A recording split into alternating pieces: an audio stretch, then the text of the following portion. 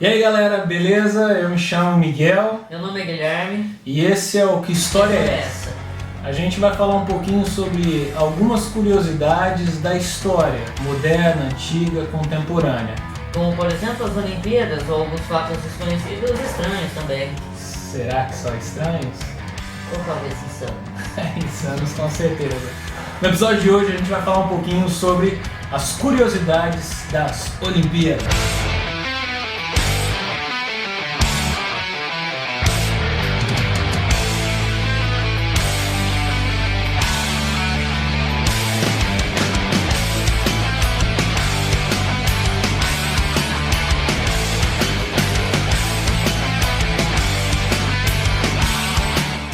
Esses prêmios, por acaso sempre existiram medalhas mesmo? É aí que tá. Nem sempre as medalhas foram os prêmios para os 3 primeiros colocados. Nas Olimpíadas da Grécia Antiga, os atletas recebiam um ramo de oliveiras pela vitória. Não existia esse conceito de medalhas. As medalhas só foram introduzidas com os Jogos Olímpicos Modernos, na Grécia, em 1896, onde os vencedores começaram a receber uma medalha de prata, um ramo de oliveiras e um diploma. E olha só, Guilherme, só em 1904, nas Olimpíadas, nos Estados Unidos, que a medalha de ouro foi introduzida como um prêmio ao primeiro colocado. Você já pensou você correr, se matar, treinar por anos e ganhar um ramo de oliveiras como primeiro colocado? Bem, mas hoje em dia isso pode ser ridículo, etc. É decepcionante também. Mas se você olhar numa questão religiosa do passado, isso tinha um grande significado. Era como se fosse a coroa da época. Uma coisa que poderia honrar alguém por anos na Grécia, não é?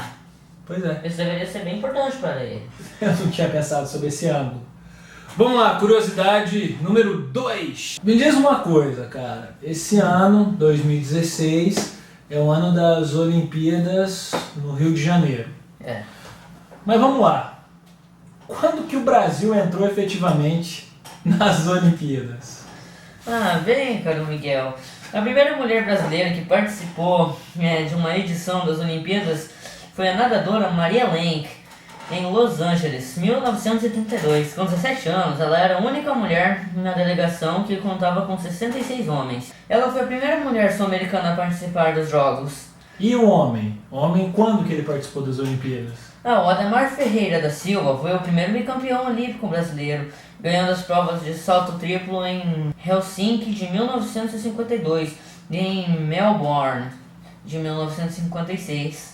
Ao longo dos 12 anos de sua carreira, quebrou 7 vezes os recordes de salto triplo, sendo sua melhor marca de 16 metros e 56 centímetros no Pan-Americano do México em 1955. Vamos lá, moçada. Terceira curiosidade sobre as Olimpíadas.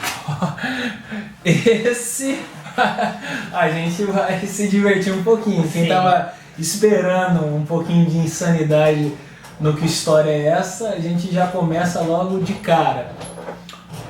As provas mais bizarras que já existiram em todas as Olimpíadas da existência. Pasmem vocês, Paris, 1900. Qual era uma das provas bizarras que hoje poderia dar cadeia das Olimpíadas, Guilherme? Tirou a pombo? Exatamente, tiro ao pombo. Moçada, olha só. Os 3 primeiros colocados daquelas Olimpíadas sozinhos abateram quase 80 pombos. Ao longo dos Jogos Olímpicos foram mais de 300 vítimas. Isso foi triste. Será que os que não foram abatidos receberam algum tipo de medalha?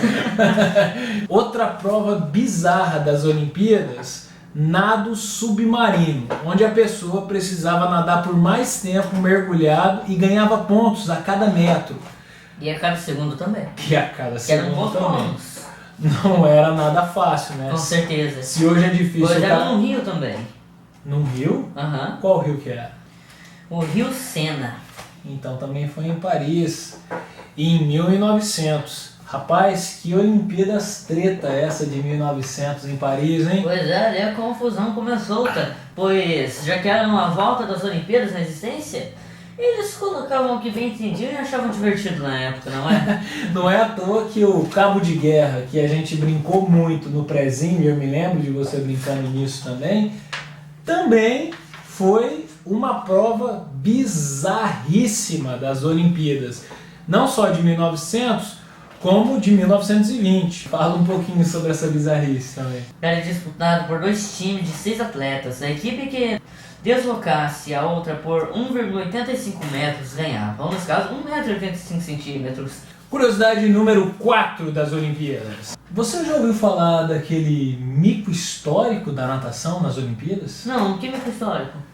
Vamos lá, porque essa é cômica, se não fosse trágica. A Guiné Equatorial ganhou um convite para competir na Olimpíada de Sydney. O selecionado foi Eric Mossambani. Só que ele nunca havia competido em uma piscina olímpica, ou seja, com 50 metros de extensão. No dia da prova, seus 2 rivais na bateria queimaram a largada. Então Mossambani acabou nadando sozinho.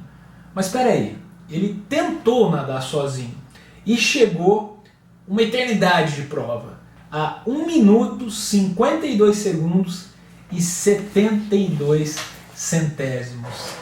Esse foi nada menos do que o mico trágico e cômico da Guiné Equatorial nas Olimpíadas de Sydney. Curiosidade de número 5 das Olimpíadas, que tem um título muito pitoresco. A vingança é um prato que se come no fundo do lago? Como assim, Guilherme? Bem, deixa eu me explicar.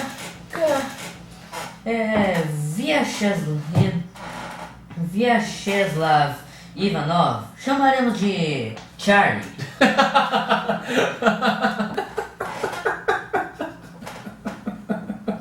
Tá bom, Charlie.